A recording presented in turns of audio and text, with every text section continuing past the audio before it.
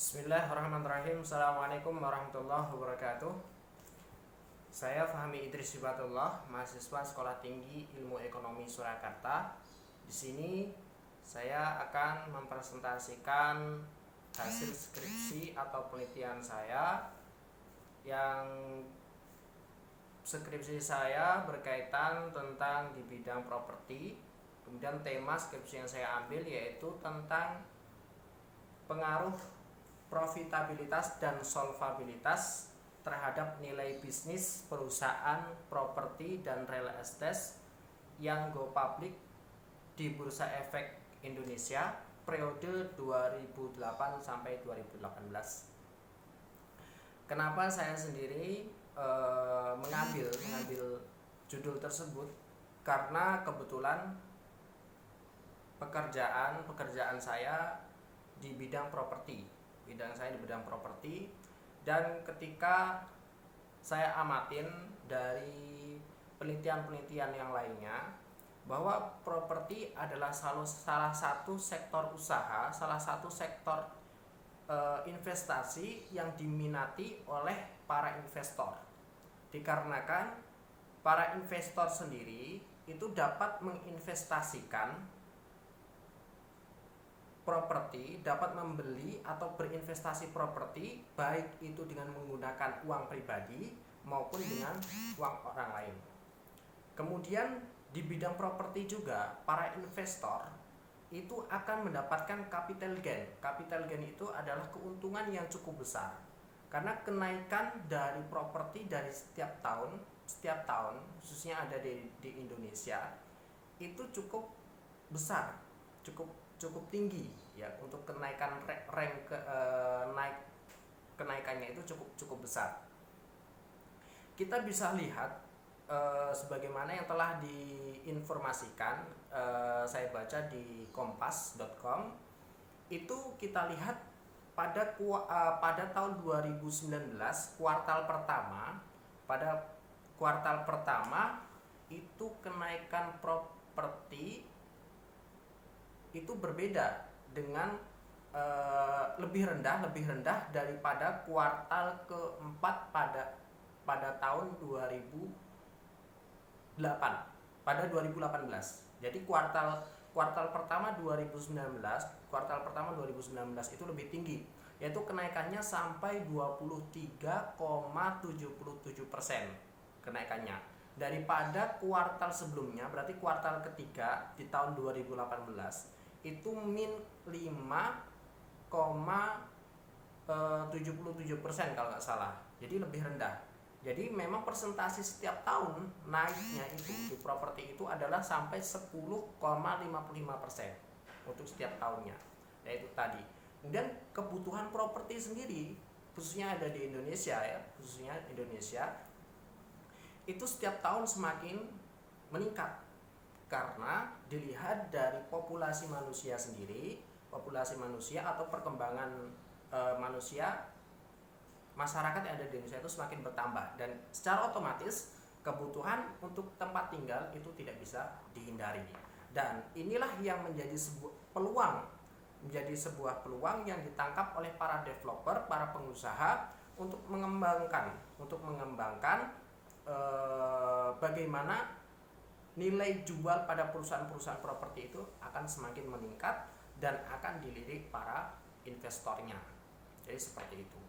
Kemudian bagaimana cara para perusahaan-perusahaan itu sendiri mendapatkan nilai tambah atau nilai jual pada perusahaan-perusahaan itu atau suntikan dana dalam usahanya. Mereka menggunakan para perusahaan-perusahaan tersebut mendaftarkan perusahaan-perusahaannya yang memang sudah kredibel, maksudnya yang memang sudah memenuhi persyaratan itu mendaftarkan perusahaan-perusahaan tersebut ke Bursa Efek Indonesia.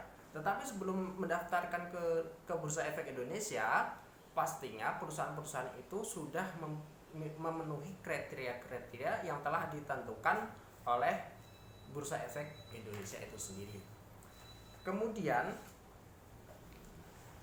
kenapa para investor berkaitan dengan apa namanya, dengan judul yang saya ambil, yaitu tentang pengaruh profitabilitas dan solvabilitas terhadap nilai bisnis perusahaan properti dan real estate. Di sini nilai perusahaan adalah suatu nilai atau harga yang berani dibayar perusahaan, ya, nilai perusahaan, harga yang berani dibayar perusahaan kepada para investor. Nah, jadi seperti itu. Jadi perusahaan yang dimana perusahaan itu bisa membagikan dividen pada setiap tahunnya kepada para investor yang menanamkan modalnya pada perusahaan tersebut. Ya. Kemudian para investor ketika ingin menanamkan modal pastinya akan mempertimbangkan hal-hal yang dimana ia dapat mendapatkan keuntungan atau dividen pada setiap tahunnya. Ya. Salah satu investor menilai bahwa perusahaan tersebut adalah bonafit itu bisa melalui laporan keuangan, ya, laporan keuangan tahunan. Jadi di sana investor akan dapat membaca apakah perusahaan yang diinginkan atau yang akan ia investasikan, ia tanamkan modalnya tersebut itu memiliki fundamental yang kuat atau dari segi keuangan dan dari segi manajemennya itu bagus. Jadi seperti itu. Sebagaimana yang dikatakan oleh Krab, yaitu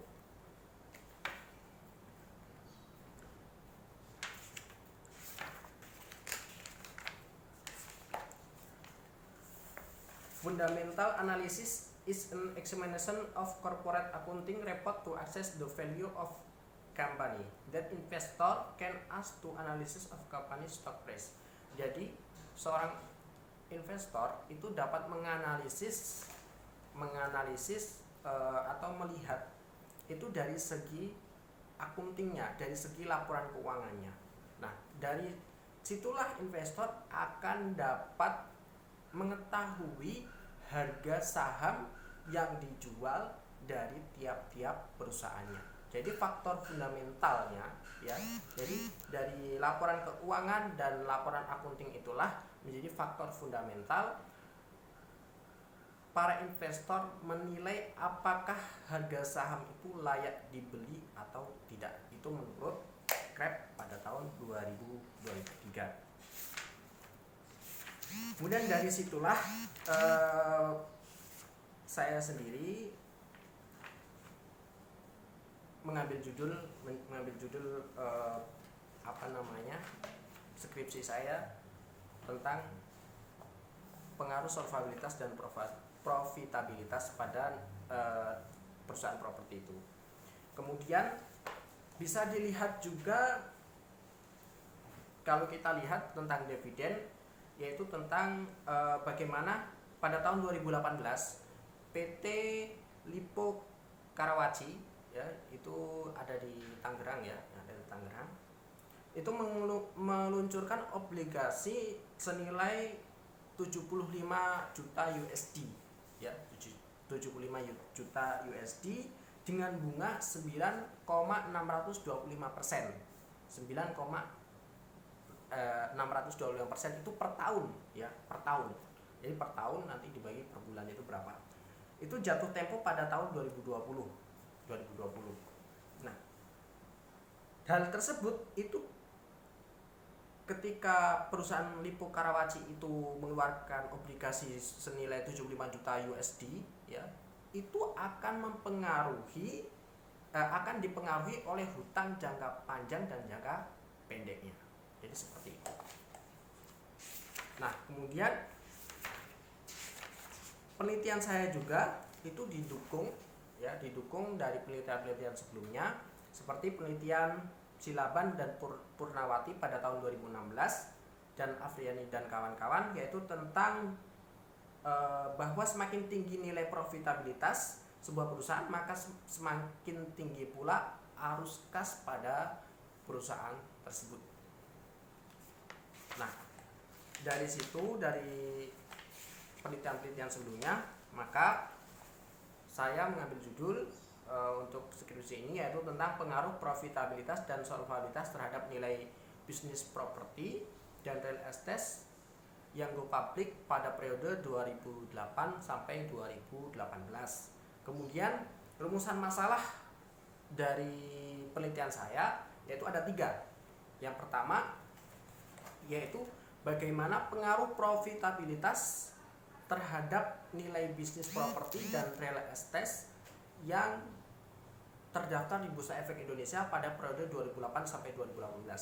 Kemudian yang kedua yaitu bagaimana pengaruh solvabilitas terhadap nilai bisnis properti dan real estate yang terdaftar di Bursa Efek Indonesia pada tahun 2008 sampai 2018. Dan yang ketiga, bagaimana profitabilitas dan solvabilitas itu dapat berpengaruh pada nilai bisnis perusahaan properti dan real estate periode 2008 sampai 2018. Nah, itu dari tiga rumusan masalah. Kemudian tujuannya yaitu yang pertama yaitu mengetahui pengaruh profitabilitas terhadap nilai bisnis perusahaan real estate properti dan real estate pada tahun 2008 sampai 2016. Yang kedua, mengetahui pengaruh solvabilitas terhadap nilai bisnis properti dan real estate yang terdaftar di Bursa Efek Indonesia pada tahun 2008 sampai 2018.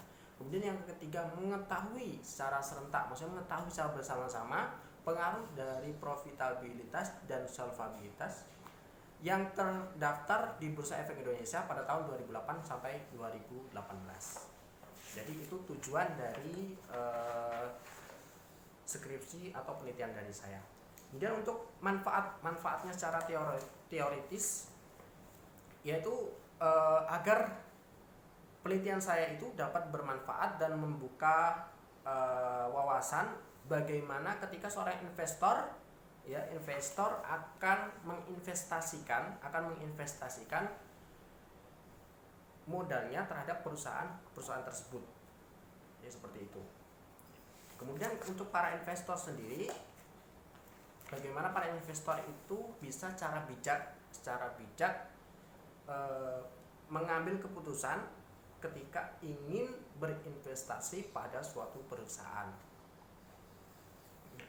Objek penelitian saya sendiri yaitu perusahaan properti yang go public dan terdaftar di Bursa Efek Indonesia periode 2008 sampai 2018. Kemudian untuk populasi penelitian ini sudah saya cantumkan di sini, Bu.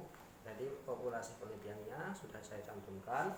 Populasi penelitian yaitu di sini jadi ada 2 kategori, sebenarnya ada 2 kategori. Kategori pertama yaitu yang dimana perusahaan itu memang dia fokus pada bidang properti saja. Jadi dia fokus di real estate, properti dan real estate. Kemudian untuk yang perusahaan-perusahaan utama yang di properti dan real estate itu ada 47 perusahaan. Kemudian untuk yang perusahaan kedua adalah perusahaan yang dimana dia itu mempunyai usaha yang lainnya.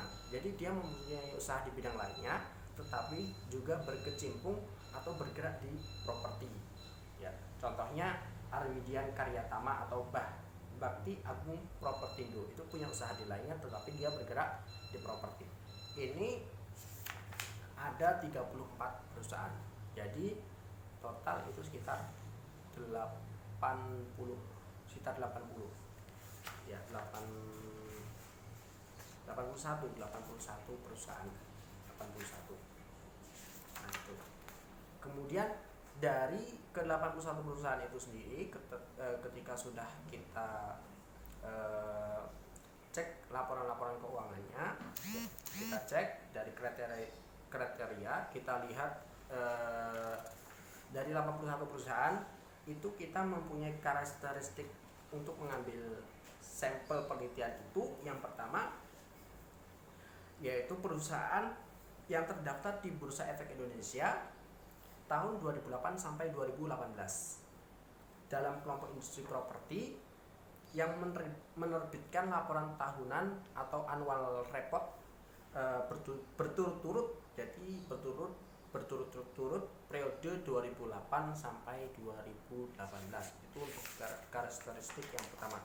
Untuk yang kedua yaitu mempunyai periode laporan keuangan yang berakhir 31 Desember lengkap dengan catatan atas laporan keuangan.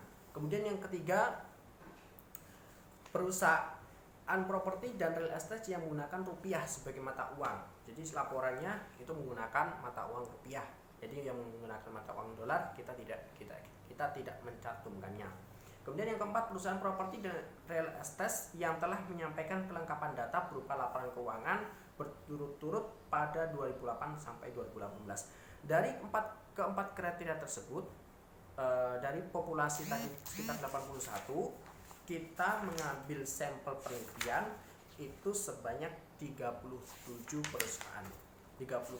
perusahaan properti. Untuk teknik pengambilan sampel sendiri kita menggunakan non probability sampling, yaitu dengan pendekatan sampling progresif, yaitu maksudnya penentuan sampel dengan maksudnya setiap subjek yang diambil dari populasi dipilih sengaja di dasar atas tujuan dan pertimbangan tertentu. Jadi sesuai dengan karakteristik. Jadi kita mengambil sampel itu sesuai dengan karakteristik yang telah kita tentukan tadi, yaitu yang 4 karakteristik tadi. Kemudian untuk jenis data, jenis data sendiri kita kuantitatif. Kemudian untuk sumber datanya yaitu perusahaan properti yang terdaftar di Bursa Efek Indonesia yang dikeluarkan oleh Bursa Efek Indonesia pada periode 2008 sampai 2018. Kemudian data laporan keuangan per 31 Desember yaitu per akhir tahun. Kemudian daftar harga saham dikeluarkan oleh Bursa Efek Indonesia. Metode pengumpulan data dalam penelitian ini kita menggunakan observasi langsung atau teknik langsung. Kita mengambil di website dari Bursa Efek Indonesia. Yang pertama yaitu dengan riset lapangan, kemudian yang kedua dengan riset kepustakaan. Itu untuk yang pertama. Kemudian bab kedua yaitu tentang tinjauan pustaka sendiri. Jadi tinjauan pustaka yaitu landasan yang pertama yaitu tentang nilai perusahaan. Nilai perusahaan adalah suatu harga merupakan harga yang bersedia dibayar oleh perusahaan terhadap para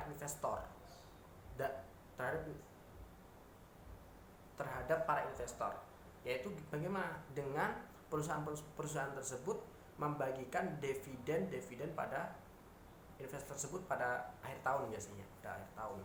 Jadi itu untuk nilai perusahaan. Kemudian faktor untuk mempengaruhi mengukur nilai perusahaan itu sebenarnya banyak sekali. Faktor-faktor untuk mengukur nilai perusahaan itu banyak sekali, yaitu yang diantaranya ini saya ambil dari pendapatnya Karisma Nandasari pada tahun 2009, yaitu faktor yang pertama untuk mengukur nilai perusahaan itu diantaranya ada ukuran perusahaan. Kemudian ada leverage yaitu yang menunjukkan aset perusahaan dibiayai oleh hutang. Jadi untuk leverage yaitu aset perusahaan dibiayai oleh hutang. Kemudian untuk ada yang ketiga yaitu profitabilitas. Keempat adalah kebijakan dividen, dan yang kelima ada corporate social responsibility atau CSR, disingkat CSR. Kemudian ada good corporate governance. Nah, itu menurut Nandasari tadi nilai perusahaan itu dapat diukur 6 kriteria itu sendiri untuk mengukur nilai perusahaan. Tapi sebenarnya masih banyak sekali pendapat yang lainnya yang dapat menilai perusahaan itu. Kemudian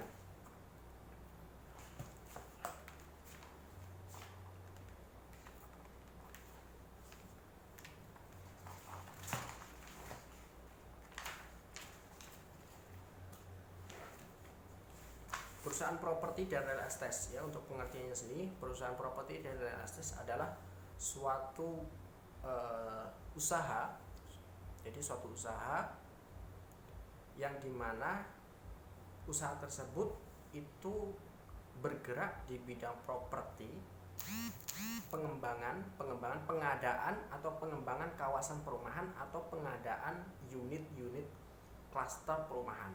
Jadi itu yang disebut perusahaan properti atau real estate. Jadi dia mengadakan membuka pemukiman, dia mengembangkan kawasan perumahan entah itu dimanapun, kemudian memberikan fasilitas, mengadakan fasilitas umum ya, FASUM biasanya disingkat FASUM, atau FASOS, fasilitas sosial. Kemudian terkadang dia juga membentuk manajemen, atau baik itu berkaitan dengan manajemen lingkungan atau untuk security atau keamanan yang biasa dikenal dengan one gate system. Jadi itu biasanya perusahaan properti yang mengadakan kawasan tempat tinggal, atau membentuk atau membangun, itulah yang dinamakan dengan perusahaan properti atau real estate. Sedangkan untuk perusahaan properti sendiri sebetulnya itu banyak macamnya. Maksudnya dia memang luas cakupannya ya. Ada yang memang dia fokus terhadap pengembangan kawasan perumahan, ada yang dia disebut properti itu yang berkaitan dengan kontraktor, berkaitan dengan properti juga. Tapi yang di sini yang kita fokuskan itu yaitu perusahaan yang dia memang mengembangkan kawasan perumahan itu sendiri.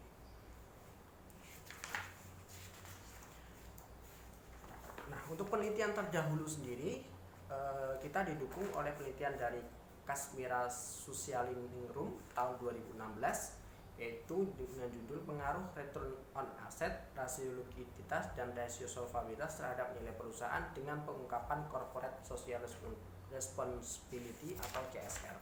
Kemudian yang kedua Alfredo Mahindra DD pada tahun 2011.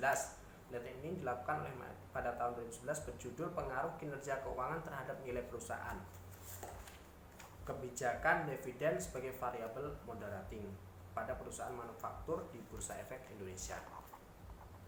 Kemudian penelitian kita juga didukung oleh penelitian terdahulu, yaitu yang dilakukan oleh Ilham Thoib pada tahun 2007 tentang pengaruh profitabilitas dan likuiditas terhadap nilai perusahaan dengan struktur modal sebagai variabel intervening, studi pada perusahaan transportasi laut di Bursa Efek Indonesia. Itu diantara penelitian terdahulu. Kemudian kita masuk ke bab 3. Bab 3 nya sendiri yaitu tentang gambaran umum perusahaan properti. Jadi gambaran umum perusahaan properti itu sendiri yaitu ya seperti yang saya sebutkan tadi, perusahaan properti adalah perusahaan yang dimana dia bergerak baik itu cara jasa ataupun barang ya, pengadaan barang, karena pengadaan barang itu berarti dia kan mengadakan. Jadi dia membentuk rumah, membangun rumah, mengadakan kawasan, itu termasuk pengadaan barang ya. Itu menurut saya. Sedangkan kalau jasa itu kan berkaitan dengan kontraktor, dia hanya berkaitan dengan jasa.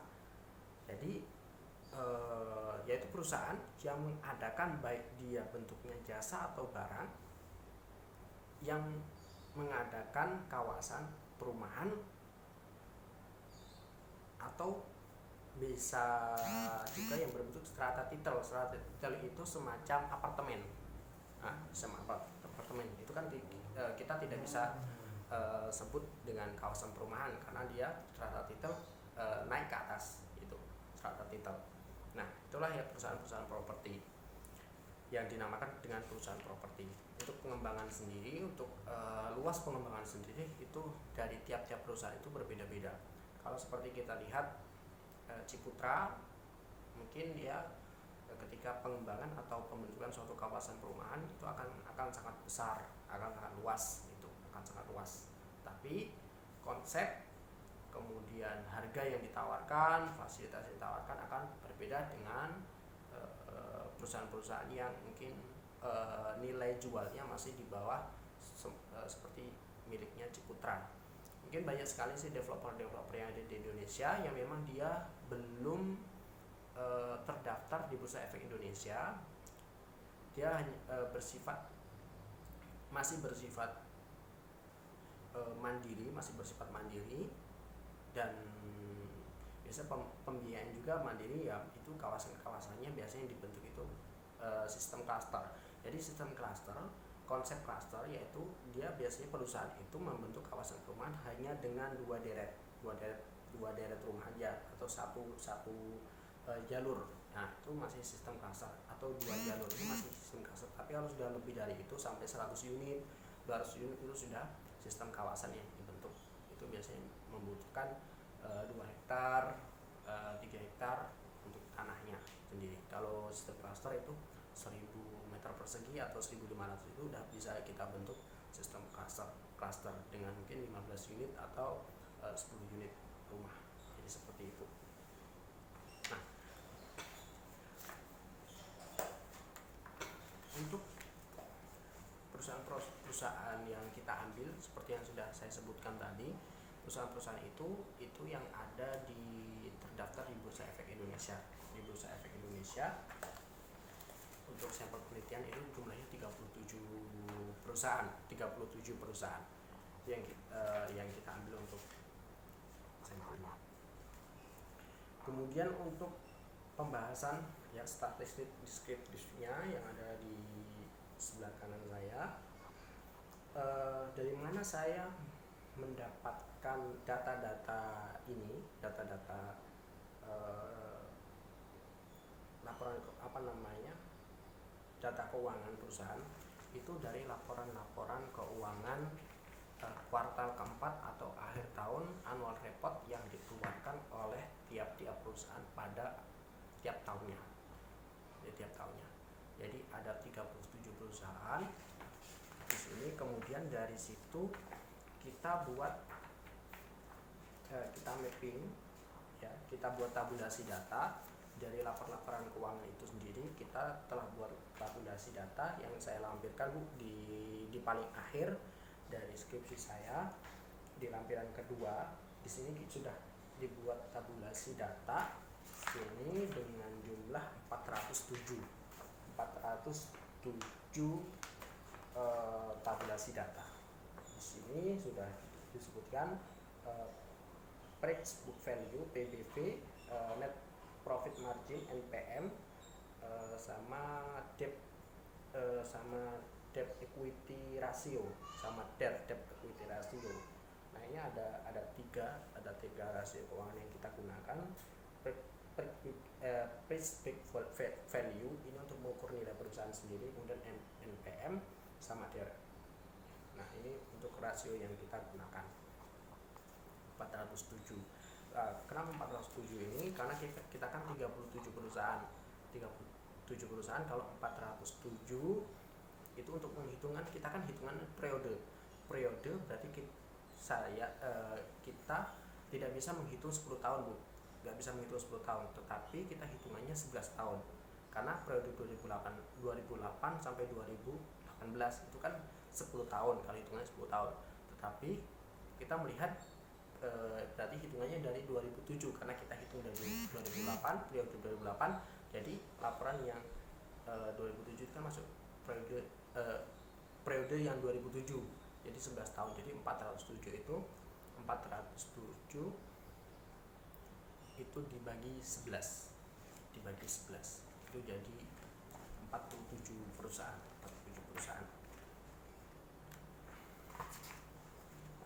Kemudian untuk dari hasil tabulasi data yang kita buat, kita kemudian hitung menggunakan SPSS. Di sini sudah kita lampirkan juga hasil pengolahan data yang hasil dari SPSS itu regresi, uji hipotesis dan asumsi. Di sini sudah ketemu hasilnya. Di sini kita menggunakan hasil pengolahan data, regresi linear berganda dan uji asumsi klasik. Jadi sini sudah apa namanya, baik uji hasil normalitas semuanya sudah kita lampirkan di lampiran pertama di bagian akhir. Ya, itu kalau data-data yang kita dapatkan, jadi kita dapatkan dari laporan keuangan, kemudian kita buat tabulasi data, kemudian kita olah menggunakan SPSS regresi linear berganda. Nah, seperti ini untuk hasil hasil uji asumsi klasiknya. Yang pertama kita melakukan uji normalitas berdasarkan uji normalitas sendiri. Untuk hasilnya berdasarkan hasil pengujian yang telah kita uji menggunakan SPSS itu sendiri, data yang digunakan untuk uji regresi pada residual berdistribusi normal hal ini dapat dilihat dari nilai p-value 0,151 atau lebih besar dari 0,05. Ini sudah. Kemudian uji multikolinearitas. Kemudian uji yang ketiga yaitu uji hidrodesitas. Kemudian ada uji kita hanya tiga aja untuk asumsi klasiknya. Kita untuk menguji asumsi klasiknya hanya 3 tadi, uji normalitas, hidrodesitas dan multikolinearitas. Dengan asumsi klasik sebetulnya untuk uji asumsi klasik itu masih banyak sekali, tetapi yang bisa kita gunakan hanya untuk 3 uji tadi saja. Kemudian itu untuk ujinya, Bu. Nanti untuk hasil penelitian, sendiri, kesimpulan di bab 4 kita sudah cantumkan di bab 4, yaitu yang pertama bahwa profitabilitas dari hasilnya itu profitabilitas perusahaan itu berpengaruh signifikan terhadap nilai bisnis perusahaan properti dan real estate yang terdaftar di Bursa Efek Indonesia pada tahun 2008 sampai 2018. Kemudian solvabilitas perusahaan itu berpengaruh negatif, dan signifikan terhadap nilai bisnis perusahaan real estate dan properti dan real estate yang terdaftar di Bursa Efek Indonesia pada tahun 2008 sampai 2018. Kesimpulannya secara serentak bahwasanya rasio profitabilitas dan solvabilitas itu berpengaruh terhadap nilai bisnis perusahaan, properti dan real estate yang terdaftar di Bursa Efek Indonesia pada periode 2008 sampai 2018. Itu untuk kesimpulan dari bab 4-nya. Jadi itu presentasi dari saya pada sore hari ini, Bu. Terima kasih. Assalamualaikum warahmatullahi wabarakatuh.